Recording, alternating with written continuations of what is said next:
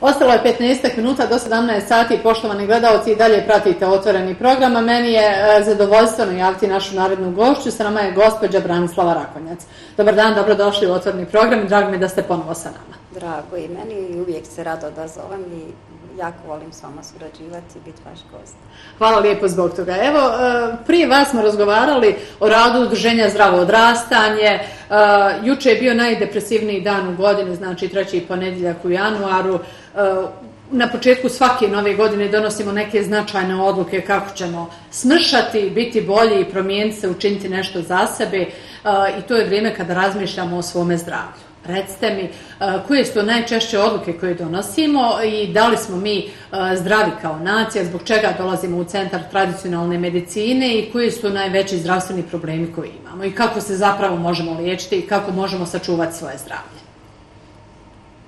Zdrav, kad pogledamo šta je to danas zdravo i šta mi možemo reći, na koji način možemo primijeniti neku terapiju, evo da krenemo od mršanja, pošto je to danas bolna tačka svih nas žena. Jeste, svaki ponedjeljak odluka je mršava. Jeste, kako održati tu tjelesnu težinu, šta jest, kako jest.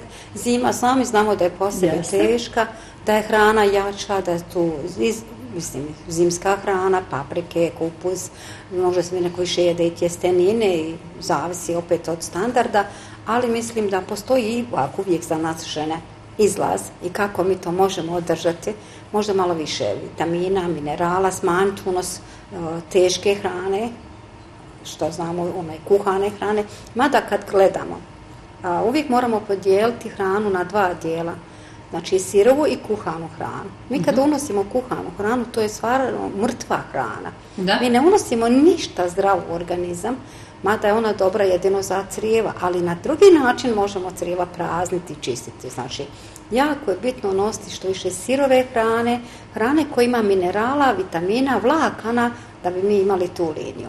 Ali kad ste me pitali već kako mi možemo, postoji recepti, normalno, i ja se održavam. Ne mogu ja reći da sam ja to prirodno takva kakva jesam u ovim godinama. Uvijek kažem moramo Izgledate divno. Izgledate ljepše nego ikad. Hvala to. Hvala, zdravo, uvijek da podijeliš komplimenat. Ali stvarno održivost organizma, ja gledam stvarno da manje jedem, da jedemo više obroka u toku dana, da se ne prejedemo, pogotovo kad se zimi manje krećemo ili ipak sjedimo, manje se izlazi. Pogledajte ovog zraka. Govore da ne šetamo mnogo, da ne izlazimo, da idemo u prirodu. Znači moramo gledati šta ćemo jesti. Eto, opre se može, kažem, laganije. Evo, čija sjemenke, upravo su dobre za program za mršanje. Poksel 3 kaške čija sjemenke u pola litre vode, da prenoći 8 sati, da pusti vlakna, sluz, znači željezo, minerale, da bi mi ujutru dodali možda iscijeđen limun ili pomoranđu i tako nešto popili, već krećemo sa jednim zdravim načinom življenja u toku dana. Pokupili ste i energiju, niste prezasitili svoj stomak i možete da krenete tako. Da bi skidali salo, ovo sad opet kažemo za žene koje imaju lijenog crijeva, lošu probavu, dobro je uzmati cimet i to sam ja i pisala i mnogi me i dan danas mogu zbog tog recepta. Znači 250 ml vode, staviti 2 pune kaške cimeta, da vri morate stalno miješati jer će da pokipi, znači da provri malo, da izmiješate, isključite. Koliko dugo treba vriti? Pa par minuta, ne treba samo toliko da baci, ali ne smije da prekipi, jer odmah cimet se potvine i počne da kipi. Znači stvara se jedna pjena, isključiti, ostaviti da se jedno 10 minuta se prohladi i dodati jednu kašku meda, neko može i više, 2, zavisi kako voli med, koliko voli slatko, cimet je malo pojak, nekoga ne može, čak neka zna i da grebe koji ima problem sa štitnom žlijezom, sa limfnim čvorovima.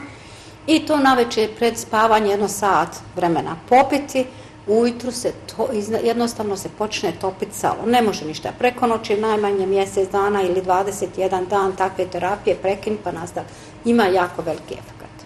Recite mi, evo u odnosu na neki raniji period, prije 10, 20 ili 30 godina, koliko se izmijenio naš način ishrane, naš način življenja? Evo nekako od samog jutra, od kada ustanemo, čini mi se nemamo dovoljno vremena, pa onda pijemo na brzinu tu neku jutarnju kafu, oni koji puše, a ne preporučujemo da se puši uz te jutarnje kafe, preskaču doručak ili evo unošenje svih tih vitamina koji su nam potrebni da bismo imali energiju i da bismo mogli zapravo biti produktivni i kreativni.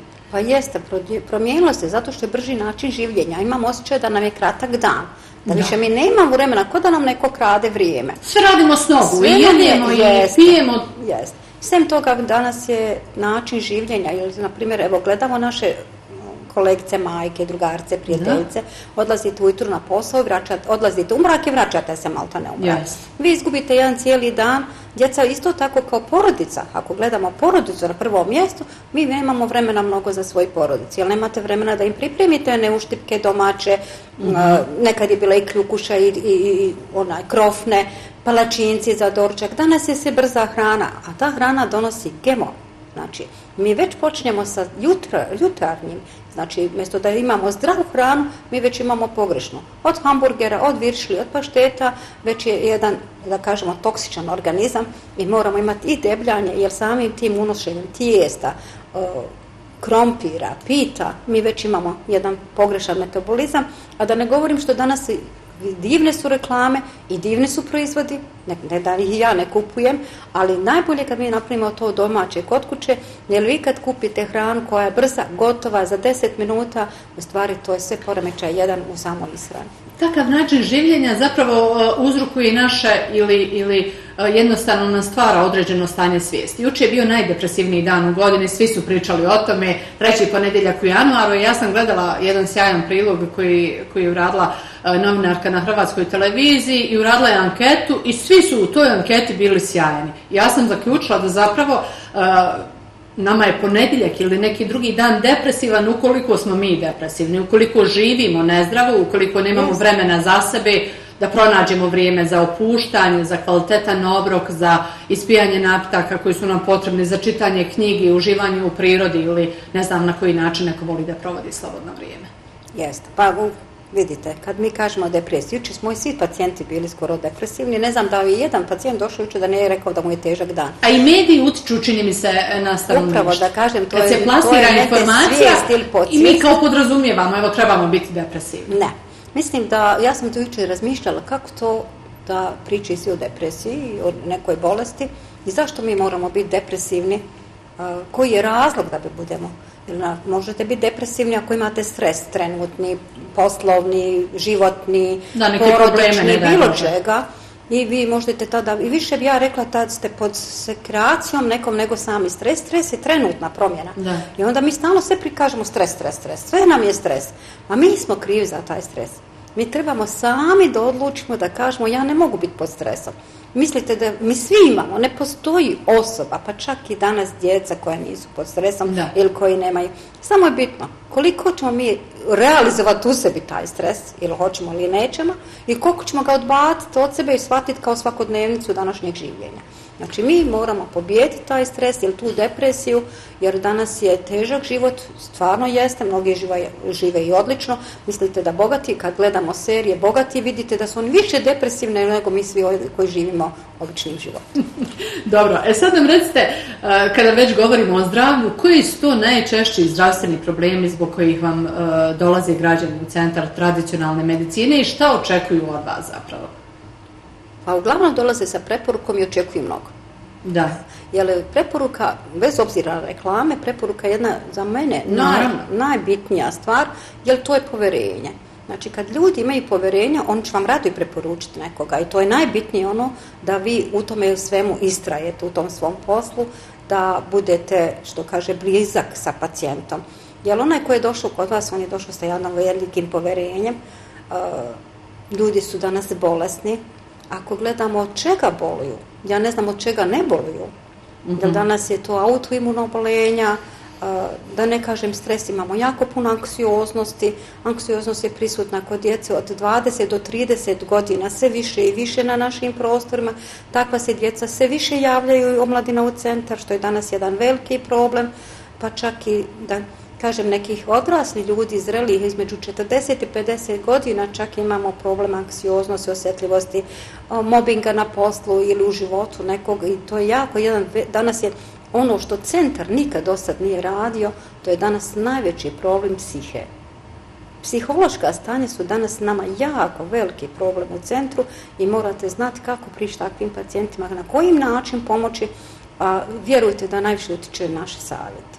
Osim terapije koja je u centru adekvatna, mislim da razgovor s pacijentima, druženje s njima, savjetovanje, mislim da je to jedan veliki učinak, u stvari napredak, jer kad mi radimo kontrole, kad idu kod ljekara, kad donesu takvi nalazi, tu vidimo velike, znači, ajde kažemo, razliku od bolesti do zdravlja. Druga stvar su danas veliki problem probava. Da. Imamo jako mnogo bolesnih ljudi sa crijevima, sa bolešću. A to je opet način ishrane zapravo života, je li tako? I to kaže, je to stres. Nije baš stres, mislim da danas djeca koja imaju zatvor, kako djeca mogu imati stres, ili bebe koji imaju danas zatvor, kako mogu imati stres.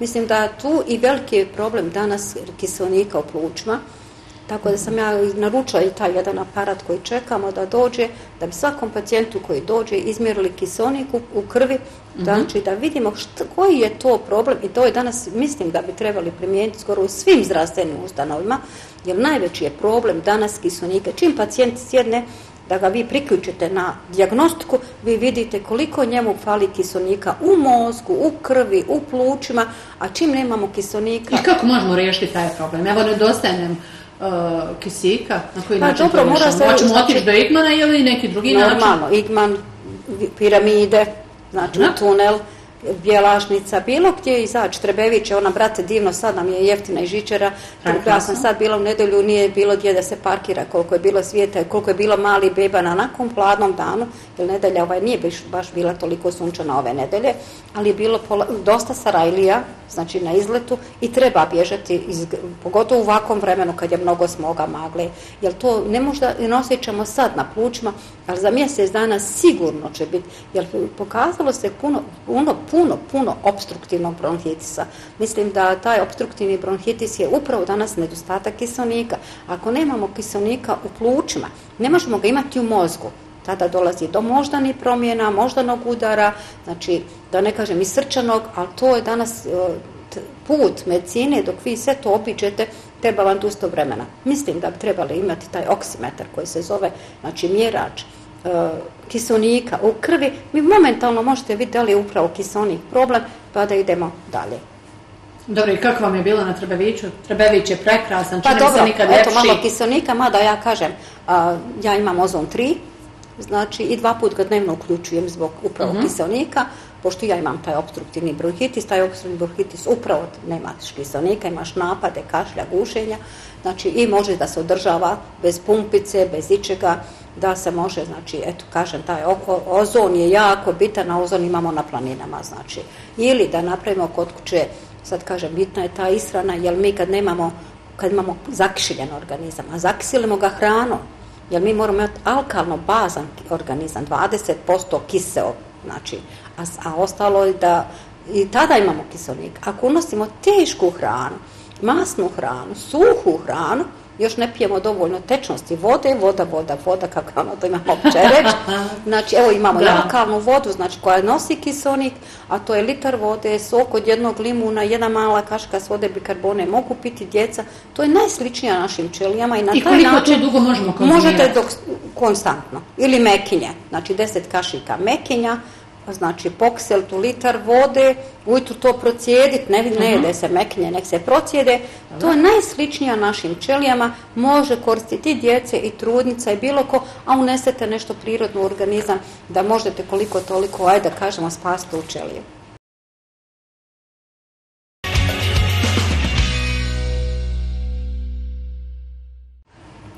Nakon ovog sjajnog džingla nastavljamo razgovor sa našom dragom gošćom. Mislim da je Samir Kućanin zaslužan za ovo, svaka čast Tesla. Naša gošća, draga gošća, gospođa Branislava Rakonjac, evo pričamo o zdravlju sve vrijeme. Ovo je vrijeme kada govorimo i o detoksikaciji organizma, čini mi se, ili trebamo sačekati proljeće, ma ne trebamo. Tokom zime je to vrlo dobro, nakon praznika, novogodišnji, božićni, kada malo damo sebi oduška pa konzumiramo neke stvari koje možda inače ne konzumiramo. Jeste, baš je i posle ove nove godine baš je bilo dosta emisija u vezi detoksikacije organizma i mislim da je jedna prednost tog aparata, znači detoksa, gdje je to tako jednostavan aparatić, mislim, obična voda, kuhinjska so, jedna sonda koja radi ionizaciju organizma, radi limfnu drenažu, što je najbitnije. Mi nismo svjesni upravo šta je nama odbrambeni sistem ili šta je to imunološki sistem, to je limfa. A gdje imamo najviše toksina, imamo opet u limfi.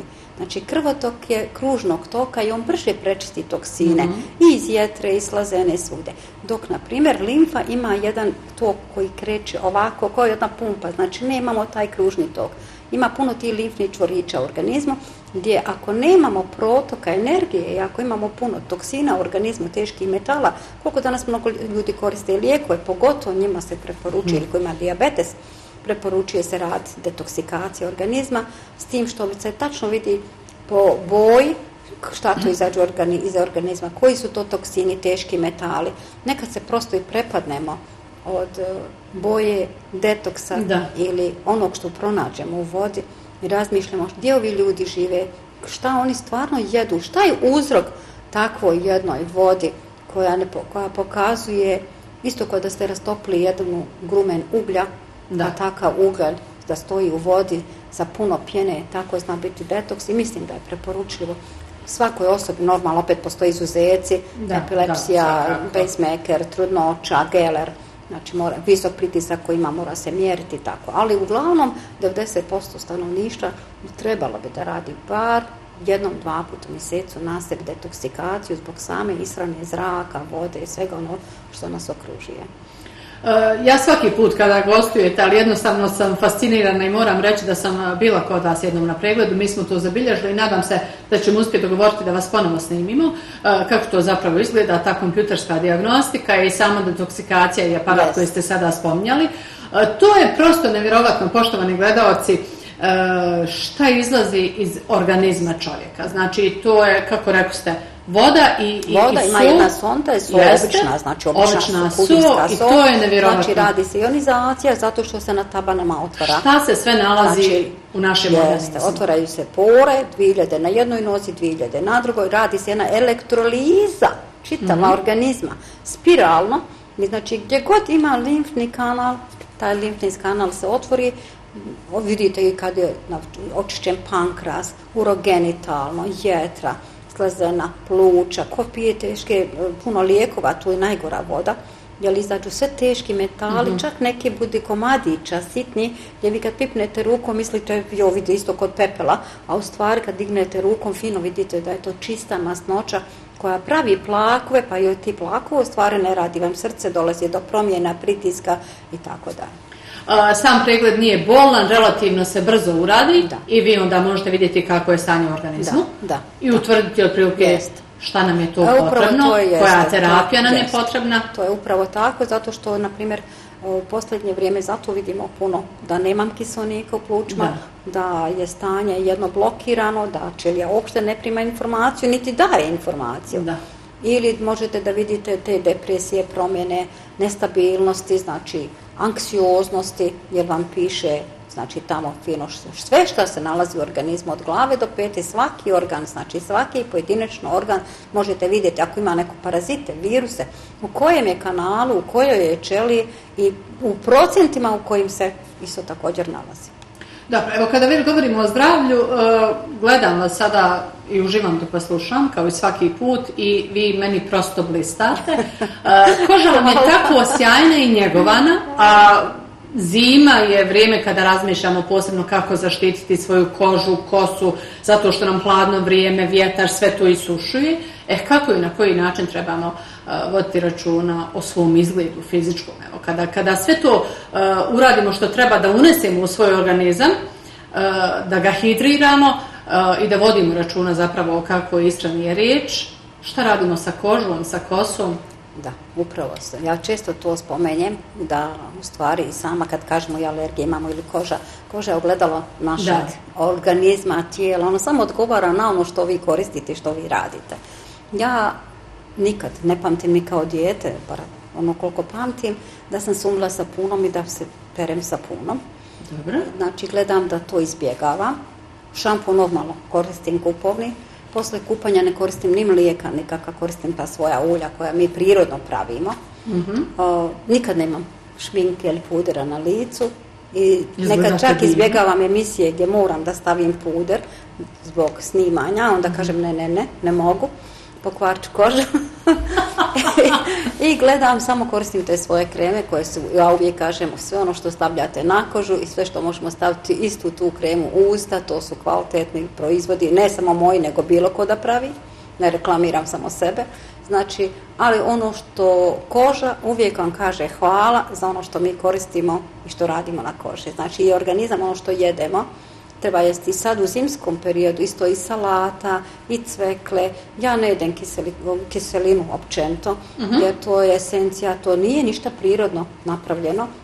Važnost da mi to za nove godine, praznike, svi koristimo. Ali u suštini a recite mi, evo kiseli kupus, kada se ništa ne stavlja, čini mi se samo so i voda, da li se to može? Pa može, da vam kažem, ili prirodno jabukovo sirće. Prirodno, nešto što se prirodno radi. Ljudi su prije stavljali dunju, stavljali su jabukovo sirće. Znači, na prirodan način se kiselo, danas je se brzo, ja nemam vremena da kiselim kupus, niti ga puno koristim, ali znači moram kupiti taj gotovi kupus iz prodavnice. I to ipak razlika. A koliko mi sami to pravimo, znači to je normalno jest, pa stave kukuruza da dobije boju i šta ja znam. To je opet nešto drugačije i stavi se malo šećera, malo soli, da vi imate jedu prirodne, tradicionalne prirodne načine zapravo spravljanja. Uglavnom pazim na ishranu, sa svoje 72 godine uvijek kažem da gledam koliko mogu danas zdravo da živi, da jedem što više prirodno, da pravilno hrani, nikad se ne pretrpavam, ne jedem previše, gledam da to budu neki kratki obroci, da mogu i dosta, eto, konzumira se voće, povrća, treba zimi možda malo više dodati D vitamina, mi D vitamina nemamo ni ljeti, nije to više sunce kao nekada, treba se zaštititi, ja bih uvijek preporučila da se koristi magnezijum, D vitamin, možda K2, D3, da se unese minerali, jer mi ako nemamo minerala u organizmu, onda nemamo ništa, a ja zimi uvijek koristim sok od krompira, znači uzmete jedan srednji krompir, iscijedite sok, čak i u Ukrajini preporučljivo i treba jedan krompir, mali krompir, znači u blender sa bananom, sa drugim povrćem, pojesti sirov. Znači nekad je bilo da mi dobijemo temperaturu od krompira, nije tačno.